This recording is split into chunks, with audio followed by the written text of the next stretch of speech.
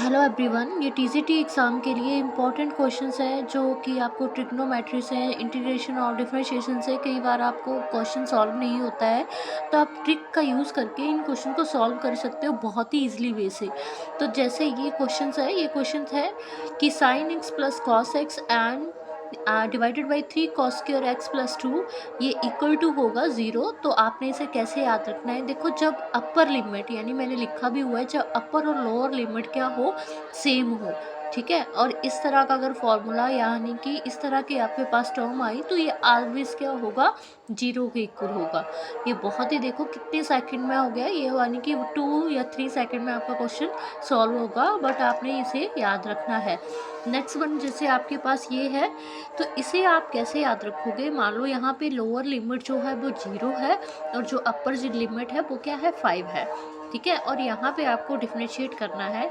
तो हम इस तरह के क्वेश्चन को करेंगे जब अब इसे सपोज कर लेंगे y, आप 5 को n टर्म है ये, ठीक है। तो इस केस में क्या होगा, इस तरह का केस हो तो हम देन यहाँ पे हम क्या करेंगे, n-1 और डिवाइडेड बाई 2, यानी कि ये आंसर आ जाएगा आपके पास। n क्या है यहाँ पे, आपका n है 5, ओके।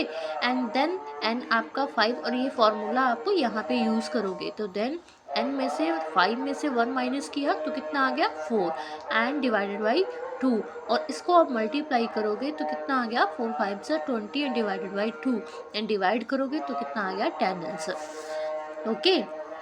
नेक्स्ट क्वेश्चन है, तो नेक्स्ट क्वेश्चन में आप क्या करोगे, जैसे अब ये इंटीग्रेशंस का है, अगर यहाँ पे आपके पास लिमिट क्या दे रखी हो, 0 to π/2, और यहाँ पे आपके पास साइन 4, यहाँ पे जो पावर है वो 4 है, ये इवन नंबर है, और यहाँ पे कॉस की जो पावर है वो ऑड है। अगर इस तरह का केस हो, जब इवन पावर हो और ऑड पावर हो, तो हमने क्या करना है, पहले तो हमने चेक करना है, यही तो मैंने लिखा है कि बोथ पावर इवन, ये शुड नॉट बी इवन। अगर ये शुड नॉट बी इवन है तो हमें क्या करना है, इवन के केस में तो क्या करेंगे, जो पीछे सारे ऑड नंबर लो, यानी कि मीन्स आपने क्या करना है, इवन के केस सॉरी ऑड के केस में हम करेंगे कि आपने जैसे ये 3 है, 3 2 आपके पास क्या है, 1 2 1, यानी कि यहाँ पे आपके पास 2 1, और यहाँ पे आपका क्या है, इन दोनों को आप क्या करोगे, प्लस करोगे, ठीक है।